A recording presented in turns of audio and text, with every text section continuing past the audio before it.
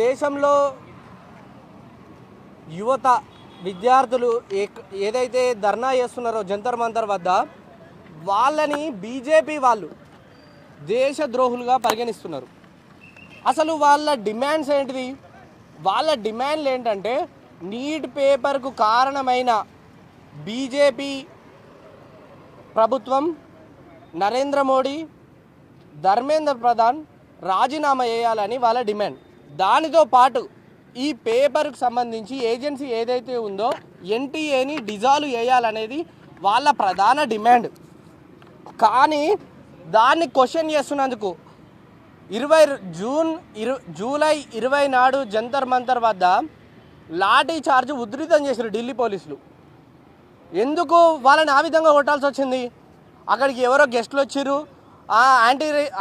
Anti national slogans ఇచ్చారు అని వాళ్ళు చెప్తున్నారు. కానీ మీకు దేశంలో జరుగుతున్న విషయాల మీద పరిజ్ఞానం లేదు అని మనకు క్లియర్గా అర్థమవుతుంది. దేశం ఒకవైపు మణిపూర్ లాంటి రాష్ట్రాలలో అమ్మాయిల్ని, ఆడవాళ్ళని నగ్నంగా ఊరేగిస్తున్నా కానీ మీరు నోరు మెదపడం లేదు. కానీ ఒక రీజన్ తోటి, నీట్ పేపర్ లీక్ అయిందనే ఒక రీజన్తో ఒక ధర్మేంద్ర ప్రధాన్ని రాజీనామా అయ్యి అనగానే అందరూ యువత మీద, విద్యార్థుల మీద యాంటీ నేషనల్ అనే ముద్ర వేస్తున్నారు. అసలు మీరు ఆ విధంగా ఎందుకు క్వశ్చన్ చేస్తలేరు? అంటే దేశంలో జరిగే చాలా పరిస్థితుల మీద ఎందుకు క్వశ్చన్ చేస్తలేరు? అదొకటే కాదు, మణిపూర్ విషయమే కాదు, మీకు దేశంలో హంగర్ ఇండెక్స్ ఆకలి చావులతో వచ్చే జనం కోట్ల మంది ఉన్నారు. అది మీకు కనిపిస్తలేదా అంధభక్తులకని నేను అడుగుతున్నా. దానితో పాటు ప్రెస్కు సంబంధించి అసలు వాళ్ళకి ఇచ్చే లిబర్టీ మీద అసలు మన ర్యాంక్ ఎక్కడుందో అది కూడా ఈ అంధభక్తులు చెప్పాలి. రూపీ వాల్యూ పడిపోతుంది, హ్యాపీనెస్ వాల్యూ పడిపోతుంది, పెట్రోల్ ప్రైజులు, దాంతోపాటు ఉమెన్ సేఫ్టీ, ఇవన్నీ నడుస్తున్నాయి. కానీ ఏ ఒక్కటి కూడా ఈ అంధభక్తులకు కనిపిస్తలేదు. సో మేమేమంటున్నామంటే బీజేపీ అనేది అసలు యాంటీ నేషనల్ యాక్టివిటీస్ చాలా చేస్తున్నది. ఎందుకు అంటే మనకి ఇక్కడ కన్స్ట్రక్షన్స్ చూసుకుంటే 2014 నుంచి 2026 దాకా చూసుకుంటే మొన్ననే ముంబై నుంచి తానే మధ్యలో జరిగిన ఒక కన్స్ట్రక్షన్ 7,000 కోట్లు పెట్టి జరిగిన కన్స్ట్రక్షన్ 2 నెలల తిరగ ముందుకే కొలాప్స్ అయిపోయింది. మరి దీనికి బాధ్యులు ఎవడు? బీజేపీ కాదా? మరి వాళ్ళకి సపోర్ట్ చేస్తున్న అంధభక్తులు దీని గురించి మాట్లాడరా? ఇది దేశాన్ని డెవలప్ చేసే పని కాదా? సో ఇవన్నీ ఎవరికి కనిపించాయి. అక్కడికి వచ్చే విద్యార్థులు ఒక ఎడ్యుకేషన్ మీద కానీ లేకపోతే సోషల్ రిఫార్మ్ మీద మాట్లాడితే చాలు వాళ్ళు దేశద్రోహులు అయిపోతున్నారు. అండ్ ఇంకొక విషయం, ఇక్కడే హైదరాబాద్లో మనకి చర్లపల్లి రైల్వే స్టేషన్ ఓపెన్ చేశారు, దాంతోపాటు బేగంపేట రైల్వే స్టేషన్ కూడా కొత్తది ఓపెన్ చేశారు. అది కూడా లీకేజ్ జరుగుతుంది. దాని గురించి ఎవడు మాట్లాడా? ముంబై ఎయిర్పోర్ట్ కూడా లీక్ అయిపోయింది, దాని గురించి ఎవడు మాట్లాడా?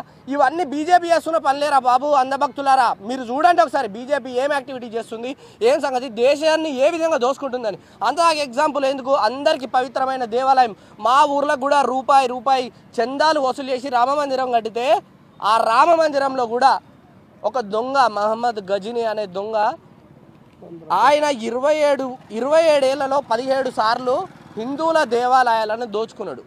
కానీ రామ మందిరంలో వితిన్ 2 monthsలో 42 సార్లు చోరీ జరిగింది. దీని గురించి ఎవడు మాట్లాడా?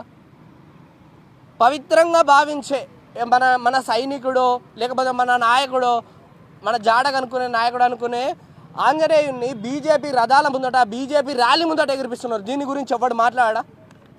అవి మేము మాట్లాడితేనేమో యాంటీ నేషనల్, మీకేంద్రా పని అని మమ్మల్ని బ్లేమ్ చేస్తుంటారు. అసలు ఇవన్నీ యాక్టివిటీస్కి కారణం ఎవడు? బీజేపీ కాదా? అరే మీరు ఇప్పటికైనా కళ్ళు తెరవండి. దేశం నాశనం అవుతుంది. మతం పేరు మీద, కులం పేరు మీద, ఈ లీక్ల పేరు మీద, డెవలప్మెంట్ పేరు మీద మనల్ని దోచుకుంటున్నారు. ఇది ఇమీడియట్గా అబ్జర్వ్ చేయాల్సిన అవసరం ఎంతైనా ఉంది. అండ్ ఇంకొక విషయం ఏంటంటే, ఎవడైతే ప్రొటెస్ట్ చేస్తున్నాడో వాడిని యాంటీ నేషనల్ అంటున్నారు. అందులో మనకి బాధ్యులైన నీట్ పేపర్ రాసిన చెల్లెళ్ళనో అక్కలో మన వాళ్ళు అయి ఉంటే వాళ్ళ పరిస్థితి ఏంది? మనకు లేరు కాబట్టి, అరే మన ఇంట్లో మన అక్క లేదు, చెల్లె లేదు కాబట్టి ఇది మనకు సంబంధం లేదని పక్కపోతున్నాం. అందులో మన అక్కనో చెల్లెనో ఉంటే మనం బాధపడే వాళ్ళం కాదా? సో ఇది కూడా అర్థం చేసుకోవాలని మిమ్మల్ని ప్రశ్నిస్తున్నా. అండ్ ఇంకొక విషయం ఏమిటి అంటే,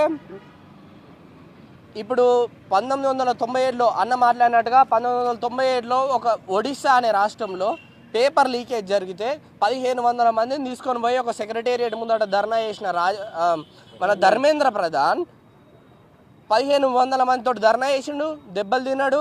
రిజల్ట్ ఏంటి అంటే మళ్ళీ రీకండక్ట్ చేసిరు, సాఫీగా జాగిపోయింది. ఇప్పుడు ఈయన ఎడ్యుకేషన్ మినిస్టర్ అయ్యాడు కాబట్టి ఏవో ప్రభుత్వాలు లీక్ చేస్తే నేను కూడా లీక్ చేస్తా అని ముందుకు వస్తున్నాడు. అంటే పరంపర కొనసాగుతుంది రాజకీయంలో. అటు కాంగ్రెస్ అయినా ఇటు బీజేపీ అయినా 152 సార్లు బీజేపీ హయాంలో 152 సార్లు కేంద్రంలో పేపర్ లీకేజెస్ జరిగినాయి. దీని గురించి ఎవడు మాట్లాడా? యువత మాట్లాడినందుకు, విద్యార్థులు మాట్లాడినందుకు యాంటీ నేషనల్ అని ముద్రేస్తున్నారు. మరి 152 సార్లు లీక్ అయినాయిరా బాబు. రీసెంట్గా 2024లో లీక్ అయింది, 25 వదిలేసుకొని 2026లో లీక్ అయింది.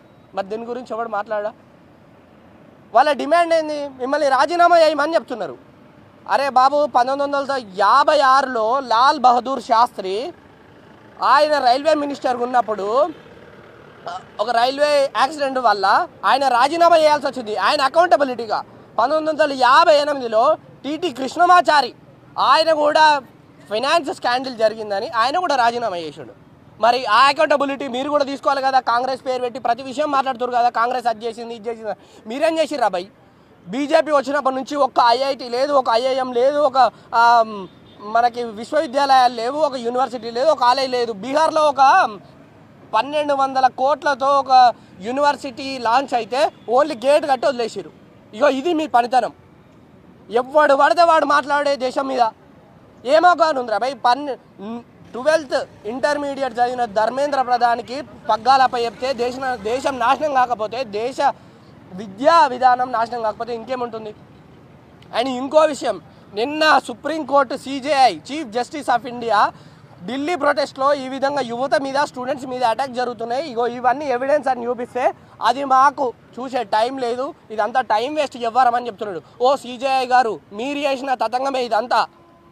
విద్యార్థుల హక్కుల గురించి, విద్యార్థుల చదువు గురించి అడిగితే మమ్మల్ని కాక్రోచులన్నీ తిట్టిను. సరే ఏందో మా ప్రాబ్లం మేము సాల్వ్ చేసుకుందాం, ఇగో శాంతియుతంగా ధర్నా కూర్చుంటే ఢిల్లీ పోలీసులని, పోలీస్ యంత్రాంగాన్ని దింపి విద్యార్థులను కొట్టి నానా హింసకు గురి చేస్తున్నారు.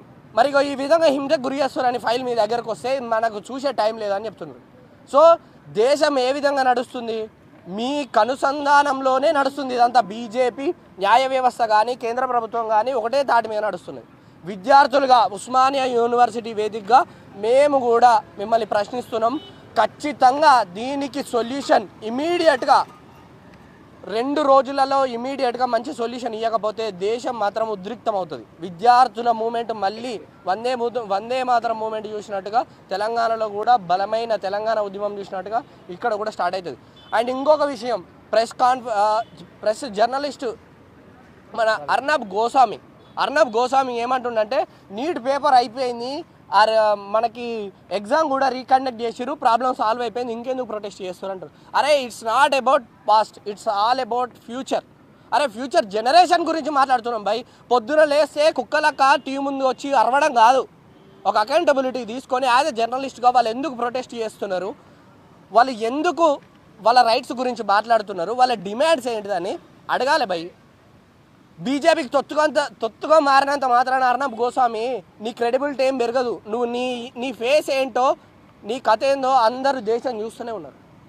సో మా ప్రధాన డిమాండ్ కూడా ఏవైతే విద్యార్థులు అడుగుతున్నారో, నీట్ పేపర్ లీకేజెస్కి సంబంధించి కారకుడైన Dharmendra Pradhan as well as Narendra Modi కూడా ఆ పోస్టుకు అనర్హుడే. ఆయన నరేంద్ర మోడీ దానితో పాటు ఎన్టీఏను డిజాల్వ్ చేయాలని బీఎస్ఎఫ్ఐ డిమాండ్ చేస్తుంది.